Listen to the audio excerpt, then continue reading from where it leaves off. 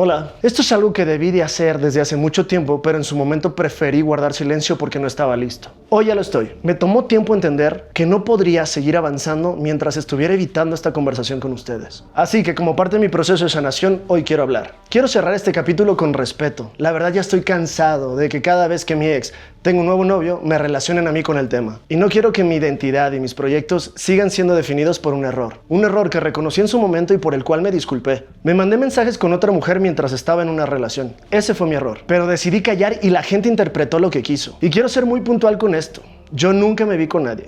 Yo nunca salí con nadie y jamás tuve intimidad con otra persona mientras estuve en esa relación. No estoy aquí para justificarme, pero sí para poder aclarar muchas cosas y por fin poder cerrar este tema. Confié plenamente en personas que tenía cerca en ese momento y darme cuenta de que habían dinámicas que no eran tan transparentes me dolió muchísimo. Así que acomódense porque esto va a estar un poquito largo. Cuando me encontraba en esa relación, yo estaba trabajando en una institución que llevaba más de 10 años laborando. Y era un buen trabajo, me gustaba, lo disfrutaba. Sin embargo, era un trabajo que absorbía casi todo mi tiempo. Cuando sucedió todo lo que ustedes se enteraron, toda la polémica y tras todo el caos que se desencadenó en mi vida, decidí hacer cambios. Decidí buscar mi felicidad, dedicarme a otra cosa, al negocio, las finanzas, el crecimiento personal, la cocina, cosas que me apasionan y me gustan. Y el espacio donde podía juntar todo esto eran las redes sociales. Así que decidí renunciar a mi trabajo en el cual ya llevaba años y comenzar este camino, pero jamás sacándole provecho ni a mi expareja ni a toda esta polémica. Por eso esta es la primera vez que me están viendo a mí hablar sobre este tema en mis redes sociales y la última. ¿Por qué les estoy dando todo este contexto? Porque hacer contenido es algo que me gusta, pero mi falta de experiencia, mi desconocimiento y el no querer faltarle el respeto a nadie me hizo creer que si evitaba el tema, la gente se iba a olvidar, pero no ha sido así. Y más en momentos como este, mis mensajes, mis comentarios, incluso medios de comunicación me siguen relacionando con el tema. Por eso es que estoy haciendo este video. En marzo se cumplen 3 años de toda esta polémica. Se cumplen 3 años de que a mí se me señale como el infiel, como el traidor, como el malo de una historia. Y sí, fui infiel. Fui infiel a través de mensajes, y no lo estoy mencionando nuevamente por minimizar el error ni el daño, sino porque hay una parte muy importante de la historia que quiero que ustedes sepan, y si no lo cuento yo, jamás va a salir a la luz. La historia que les contaron no está completa. Los mensajes por los cuales se terminó la relación transgredieron más allá de lo que ustedes se imaginan. Como ya saben, le pedí matrimonio a esta persona mientras nos encontrábamos de viaje por Europa. Y el compromiso se hizo público hasta 4 días después. Y fue ahí, mientras nos encontrábamos de viaje, cuando la persona con la que me intercambié mensajes me dijo que si no le depositaba la cantidad de 30,000 pesos en ese momento, iba a ser pública nuestra conversación. Fue un tema muy delicado. Se lo confesé a mi expareja y obviamente fue un error, una decepción. Y antes de que todo se hiciera público,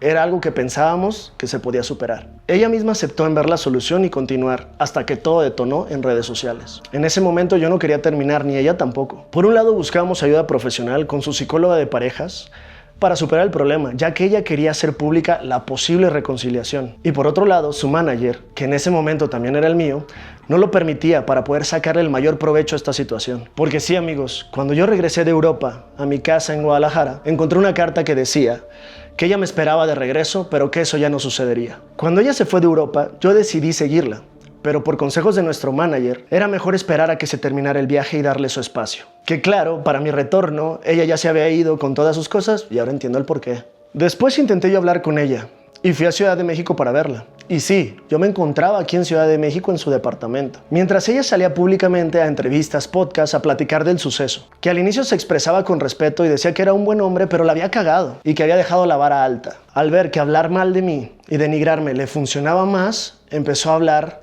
diciendo que mi desempeño en la cama era malo, que mi físico era malo y que era muy infeliz estando conmigo, porque claro, monetizaba más eso. Ese fue el momento en el que decidí alejarme por mi paz mental, porque cuando regresaba de las entrevistas después de haber hablado mal de mí, me decía que no era verdaderamente lo que sentía, que las cosas que decía eran solamente porque le habían dado alcohol. Durante todo este tiempo la gente ha pensado que casi era ella quien me mantenía, y no es así. Yo siempre busqué apoyarla y que pudiera cumplir sus sueños y darle las herramientas que necesitara para crecer.